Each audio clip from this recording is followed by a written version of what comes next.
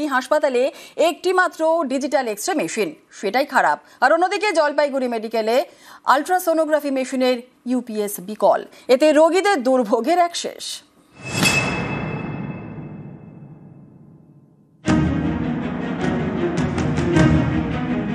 সরকারি হাসপাতালে X-ray machine বিকল, চরম সমস্যায় রোগীরা। আলিপুরদুয়ার জেলা সদর হাসপাতাল, প্রতিদিন এখানে রোগীর ভিড়। এমন একটি হাসপাতালে একমাত্র ডিজিটাল এক্স-রে মেশিন, সেটাই খারাপ হয়ে গিয়েছে।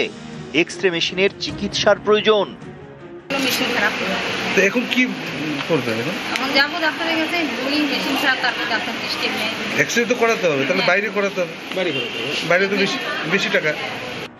সরকারি হাসপাতাল, ফ্রিতে এক্স-রে করা হয়, 15 মিনিটে পাওয়া যায় রিপোর্ট। স্থানীয়দের অভিযোগ, ডিজিটাল এক্স-রে মেশিন বিকল হওয়ায় দুর্ভোগ বেড়েছে।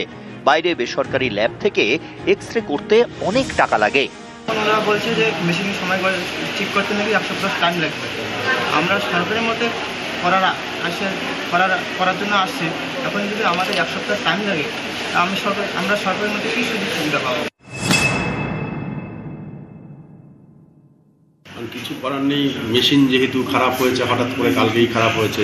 এখন আমরা তো কালকে স্বাস্থ্য ভবনে যোগাযোগ করেছি, যত তাড়াতাড়ি সম্ভব ওরা রিপেয়ার করার ব্যবস্থা করবে। কারণ এক্সরেটা বন্ধ করলে আমাদের যেমন অসুবিধে, পেশেন্ট পার্টির ভীষণ অসুবিধে। স্বাভাবিকভাবে এটার সব জায়গায় আমরা যোগাযোগ করেছি। জলপাইগুড়ি মেডিকেল, এই হাসপাতালে আল্ট্রাসোনোগ্রাফি মেশিনের ইউপিএস বিকল। জলপাইগুড়ি মেডিকেলে প্রতিদিন প্রায় 100 জনের আল্ট্রাসোনোগ্রাফি করা হয়।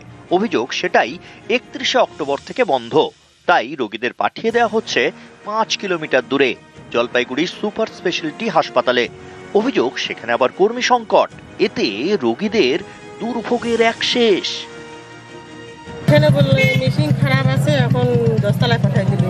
কি করবো এখন? বাচ্চার ইয়ে তো করতেই হবে, দূরে হলেও যাইতে হবে। হ্যাঁ, এখানে হলে সুবিধা হতো, এখন এখানে মেশিন খারাপ, তাহলে তো যাইতেই হবে এখানে। এখানে আমাদের যে আল্ট্রাসোনোগ্রাফির প্রধান দরকার সেটা কিন্তু আমাদের এসএসএইচ বিল্ডিংয়ে।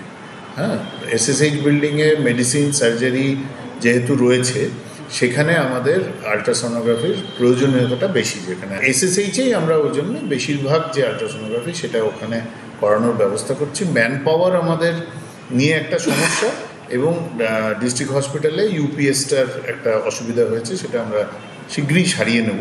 দুটো জায়গাতে করতে গেলে যে ম্যান পাওয়ার লাগে, সেই ম্যান পাওয়ারের জন্য আমরা সরকারকে বলেছি। আলিপুরদুয়ার থেকে রাজকুমার কর্মকার এবং জলপাইগুড়ি থেকে শান্তনু কর, নিউজ 18 বাংলা।